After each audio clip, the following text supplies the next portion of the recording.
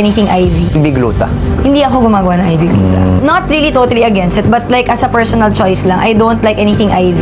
Kasi nga, unang-una ang bilis niya. May Tsaka actually, recent- yung society namin, they have heavily warned against IV, IV oo. glutathione. Nakita nyo na ba yung video na to na meron isang doktor na for personal reasons ayaw niya ng Gluta IV and of course bawal sa FDA.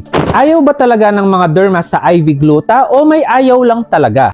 Totoo bang delikado o trip lang nila? Kung walang silbi, bakit may doctors na gumagamit?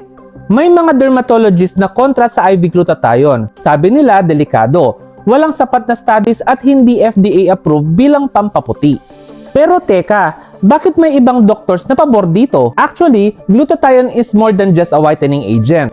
It's a powerful antioxidant that detoxifies the liver. May anti-aging and immune boosting benefits. Ginagamit sa ibang medical treatments, hindi lang sa aesthetics. So bakit may ayaw? Personal beliefs? Kulang sa research?